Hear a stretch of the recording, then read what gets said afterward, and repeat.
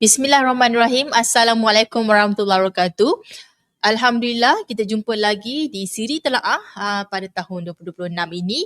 Alhamdulillah pada petang ini kita akan mengupas lagi satu buku yang sangat menarik yang akan dikupas juga oleh panel jemputan kita, seorang pelajar UiTM. Nanti kita akan berkenalan dengan beliau lah. Okey, maklumat yang disampaikan dalam program ini adalah untuk tujuan pembudayaan ilmu sahaja.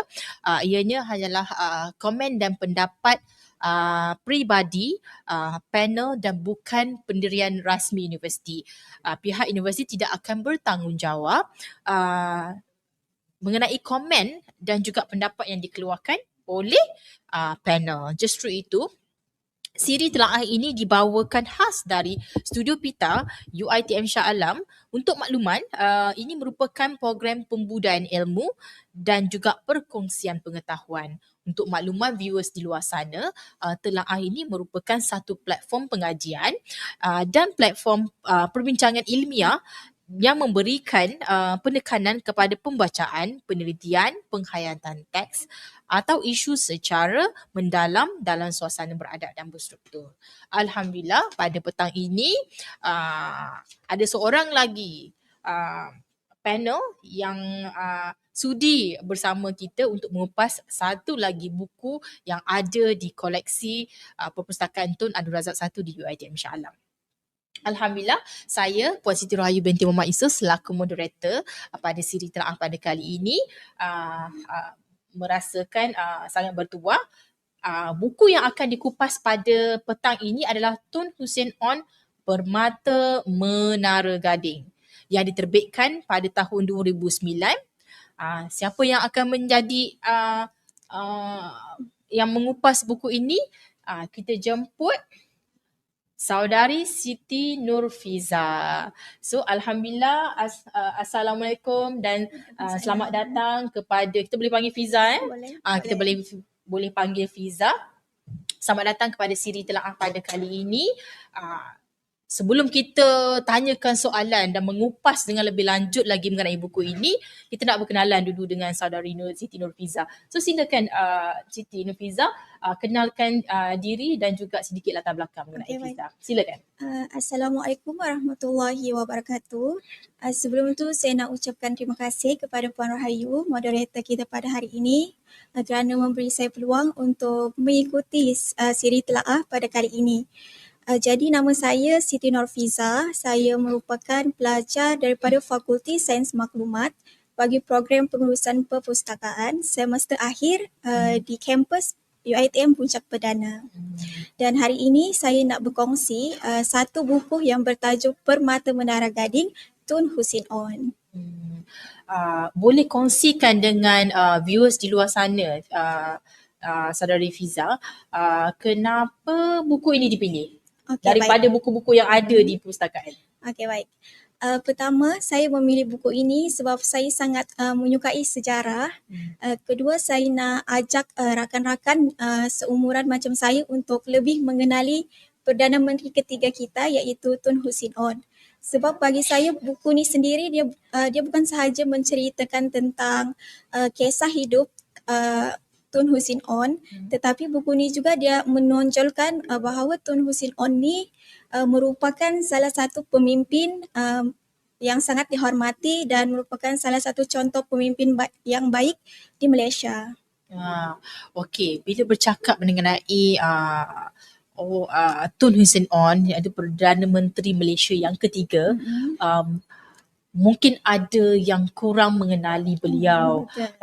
Mungkin boleh saudari Fiza ceritakan dengan secara ringkas latar belakang siapa sebenarnya Tun Hussein On ni? Baik. Nama penuh beliau adalah Husin bin On. Beliau dilahirkan pada 4 Februari 1922 di Johor Bahru, Johor. Dan beliau merupakan anak kepada On Jaafar iaitu pengasas UMNO dan sebab itulah jadi dunia politik ni memang tak asinglah dengan kehidupan Tun Hussein On tu sendiri. Sejak kecil, keluarga Tun Hussein On ni memang sangat mementingkan integriti dan juga pendidikan. Jadi ia banyak mempengaruhi cara Tun Hussein On ni sendiri dibesarkan. Selain itu, Tun Husin On memulakan pendidikan beliau di Sekolah Melayu Johor Bahru, kemudian menyambung ke English School Johor Bahru, kemudian menyambung pula pengajian ke Raffles College di Singapura untuk belajar undang-undang. Jadi dari situlah Tun Husin On mula mendapat pengetahuan asas mengenai undang-undang dan belajar cara untuk mendisiplinkan diri.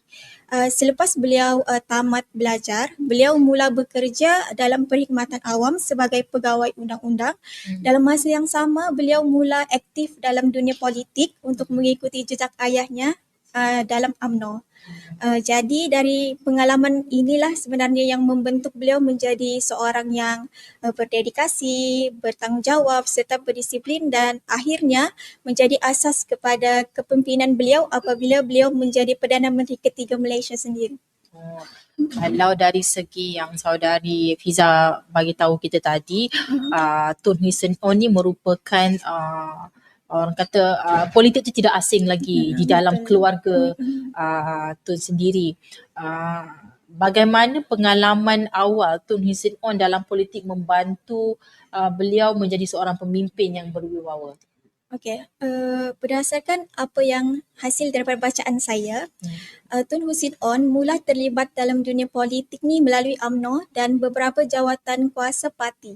Dari situlah beliau mula belajar cara untuk membuat rundingan dengan baik, cara nak menjaga integriti dan juga cara untuk menjadi pemimpin yang berdedikasi.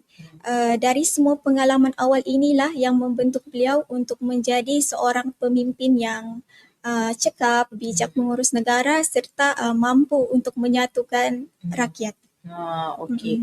Itu antara pengalaman awal Tun Husin On yang telah diceritakan di dalam buku ini. Okey, seterusnya soalan saya kepada saudari Fiza. Bila kita bercakap dengan pengalaman, tadi kita dah cakap mengenai latar belakang Tun Husin On. Bolehkah kongsi dengan kita apakah sumbangan Tun Husin On terhadap pendidikan di Malaysia? Okey, baik. Seperti yang kita tahu, Tun Husin On merupakan satu sosok yang sangat menekankan pendidikan ni sebagai satu asas pembangunan untuk sesebuah negara. Sebab tu Tun Husin On dia selalu menggalakkan generasi muda untuk menimba ilmu dan juga menghargai setiap pendidikan. Kita boleh lihat semasa beliau menjadi Perdana Menteri, beliau sangat menyokong penubuhan institusi pendidikan dan sangat berusaha untuk mengukuhkan lagi sistem sekolah di Malaysia ni supaya masyarakat boleh mendapat pendidikan yang baik. Jadi apa yang saya boleh cakap pendek kata, Tun Husin On ni seorang yang percaya bahawa pendidikan ni bukan sahaja membuka pintu untuk peluang kerjaya yang baik, tetapi pendidikan ni juga mampu untuk membentuk sifat bertanggungjawab serta berdisiplin untuk diri setiap individu. Okey. Alright. So seterusnya, kalau tadi saudari Fiza ada bercakap mengenai sumbangan Tun Husin On tu sendiri, dari segi kepimpinan pula, apakah nilai utama yang ditonjolkan dalam kepimpinan Tun Husin On semenjak dia menyertai dunia politik? Okey. Dalam kepimpinan Tun Husin On ni sendiri sebenarnya banyak nilai dan pengajaran yang boleh kita pelajari. Antaranya yang jelas ataupun yang boleh kita lihat adalah keadilan, amanah dan juga kejujuran. Sebabnya beliau ni seorang yang sangat serius tentang kesejahteraan rakyat, di mana apabila beliau sentiasa mementingkan kepentingan negara lebih utama daripada kepentingan diri sendiri maupun kepentingan politik. Selain itu, apa yang kita boleh dapat juga komitmen beliau dalam perpaduan rakyat sebenarnya mengajar kita bahawa keharmonian antara kaum dan juga bekerjasama antara satu sama lain ni sebenarnya menjadi satu kunci untuk kita membentuk lagi sebuah masyarakat yang lebih kuat. Jadi bagi saya itu merupakan salah satu kenapa beliau menjadi satu sosok yang sangat dihormati dan menjadi contoh pemimpin yang baik. Okey. So pada pendapat saudari Fiza sendiri, kenapa orang ramai Terutamanya warga UiTM perlu baca pada buku ini. Okey, baik. Pada pendapat saya, kenapa orang ramai patut membaca buku ini? Pertama sebab seperti yang saya cakap pada awal tadi, buku ni dia bukan sahaja menceritakan tentang kehidupan Tun Hussein On tu sendiri, tetapi buku ni banyak nilai serta pengajaran yang kita boleh ambil yang masih relevan dan kita boleh jadikan teladan untuk pada masa hari ini, terutamanya generasi muda. Lagipun saya rasa buku ni ayat dalam buku ni sangat mudah difahami, jadi memang sesuai untuk dibaca semua orang. Dan saya sangat syorkan kalau buku ni dibaca oleh pelajar, pendidik ataupun sesiapa sahaja yang ada berhasrat ataupun berniat untuk menjadi pemimpin di masa hadapan. Itulah melalui satu buku sahaja dapat memberikan kita pelbagai nilai-nilai nilai-nilai murni yang utama, terutamanya dalam bidang kepimpinan.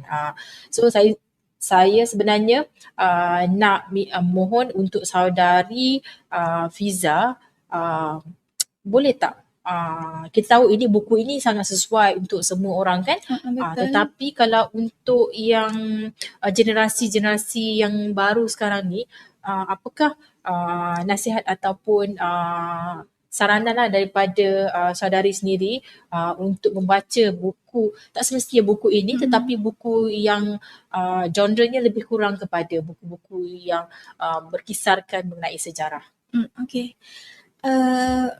Apa yang saya nak cakap untuk generasi pada masa sekarang ni, saya nak syorkan korang untuk memperbanyakkan lagi bacaan. Kalau saya nak syorkan banyakkan baca sejarah supaya kita walaupun generasi yang akan datang, sejarah ni masih diingat. Orang sejarah ni tak pernah lapuk. Macam itulah. Okey. So dengan itu maka berakhirlah sesi telaah kita bersama dengan saudari Fiza pada kali ini. Saya ucapkan ribuan terima kasih kepada saudari Fiza kerana sudi datang dan memberi komitmen pada siri telaah pada petang ini. InsyaAllah kita akan jumpa lagi. Segala apa yang dikongsikan oleh saudari Fiza tadi diharap dapat memberi manfaat dan juga kupasan mengenai buku ini juga dapat menjadi pemangkinlah kepada pembudayaan ilmu di dalam jiwa kita masing-masing. Okey, selaku pihak penganjur, saya ucapkan ribuan terima kasih kepada setinggi-tingginya kepada panel kita pada petang ini dan juga semua yang terlibat dalam penganjuran siri telaah pada kali ini. InsyaAllah kita akan jumpa lagi dalam siri-siri yang akan datang. Semoga kita semua terus istiqamah dan dalam menuntut ilmu, menelaah dan menghayati ilmu. InsyaAllah. Saya sudahi dengan wabillahi taufiq wa hidayah. Wassalamualaikum warahmatullahi wabarakatuh. Assalamualaikum.